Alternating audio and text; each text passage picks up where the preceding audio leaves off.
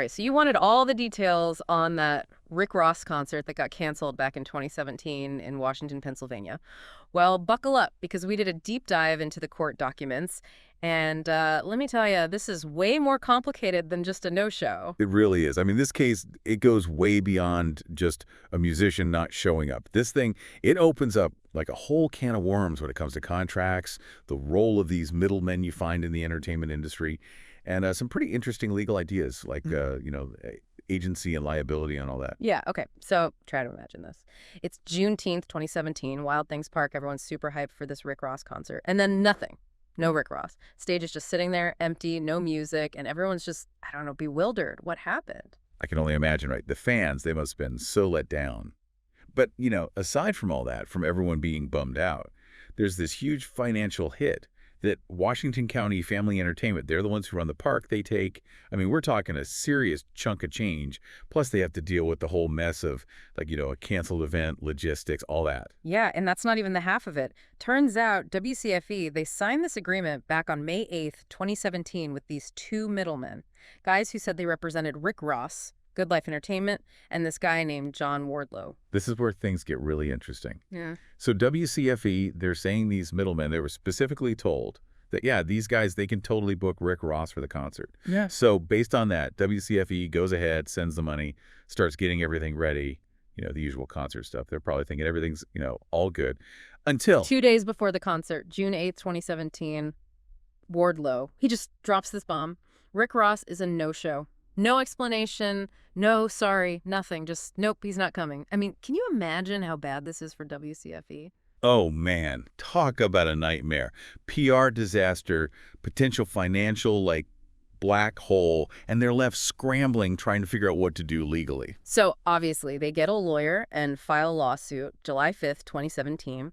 At first, they go straight for Rick Ross, saying he broke the contract and unjust enrichment. They also go after the middlemen, but for something different, they call it conversion. Conversion, it might sound kind of, like legal jargon, but basically what WCFE is saying is that the middlemen took their money, on false pretenses. Think of it like this.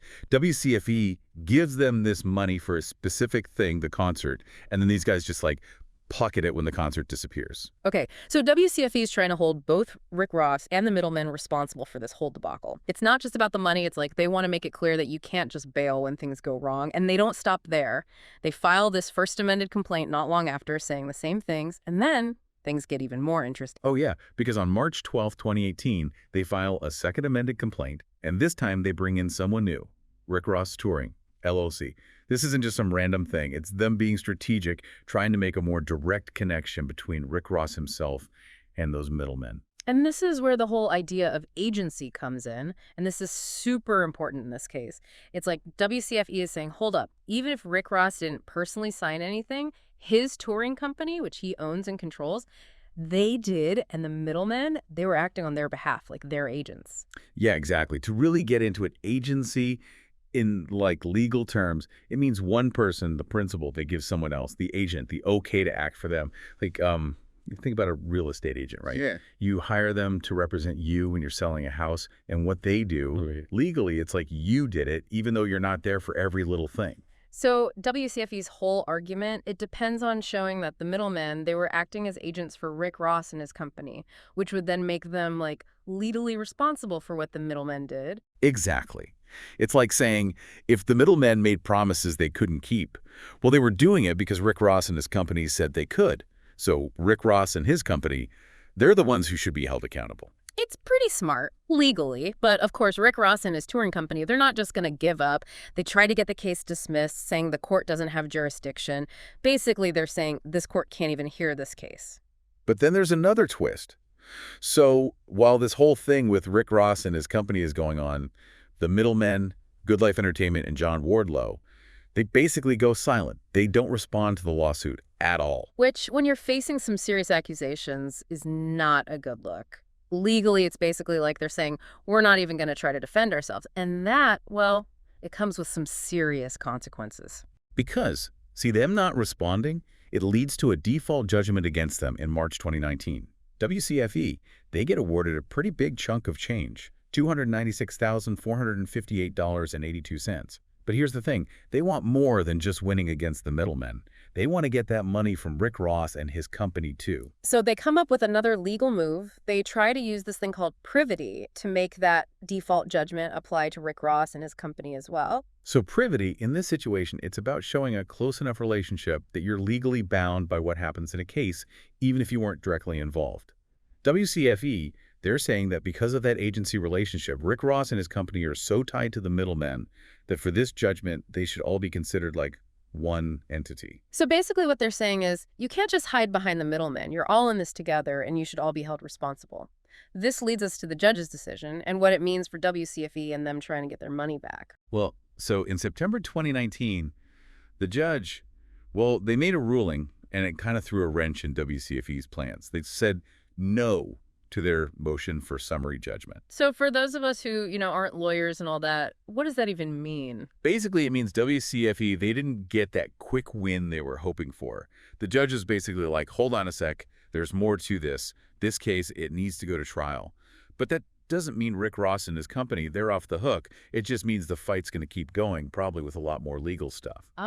So even though WCFE, they won against those middlemen, actually getting Rick Ross to pay up, that's a whole other story. Exactly. And the reason the judge gave, and it's actually pretty interesting, they said that whole privity argument WCFE was trying to use, it didn't really fit here. And why? Well, because unlike those middlemen who basically disappeared, Rick Ross and his company, they were, actively defending themselves in court. I see. So because they were showing up, making their case, the judge said they couldn't just be lumped in with those middlemen who weren't even there. Right.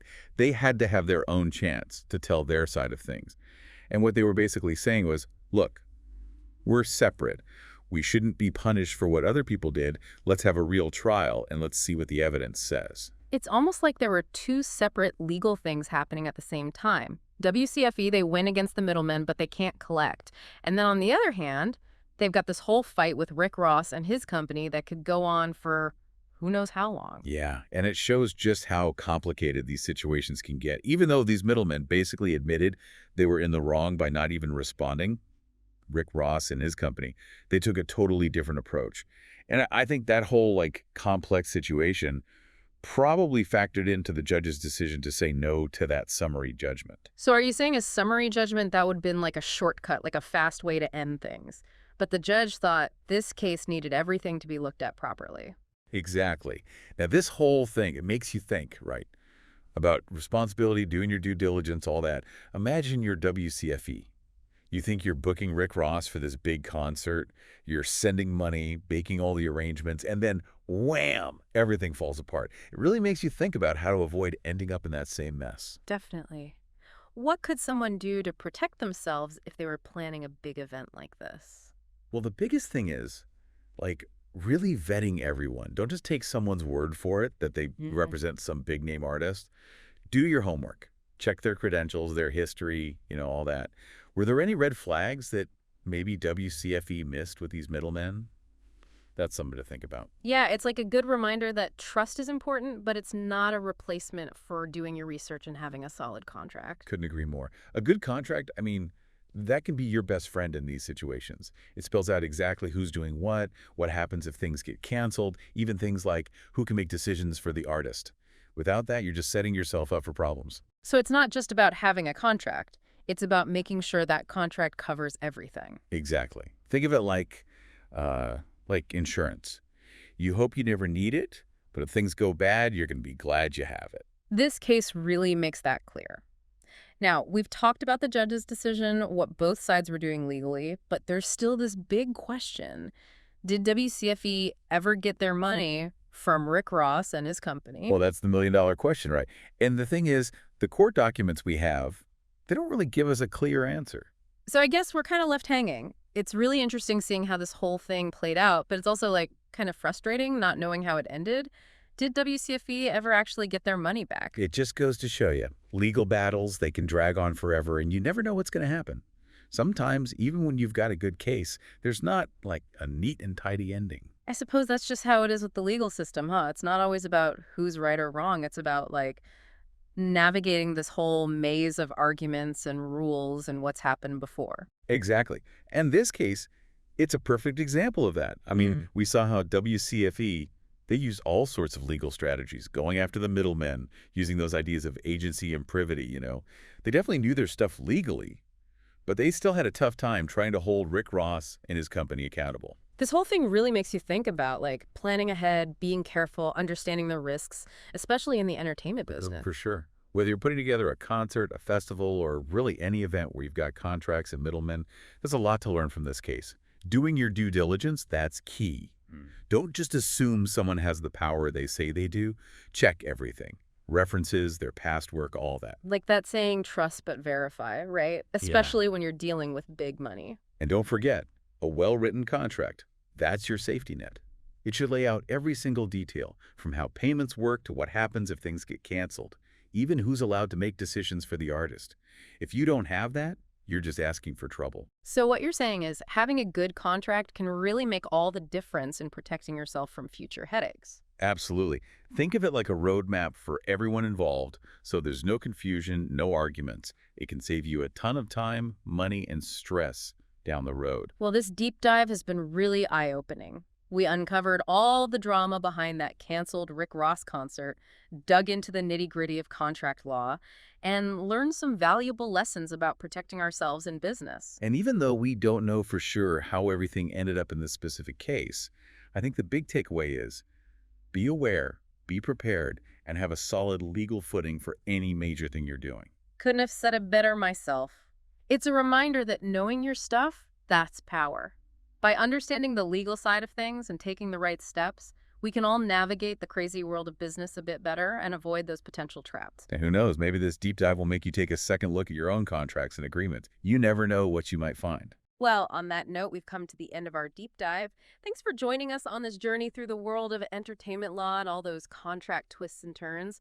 We hope you learned some valuable stuff and maybe have a new appreciation for that fine print. Until next time, stay informed, stay curious, and always make sure you're protected.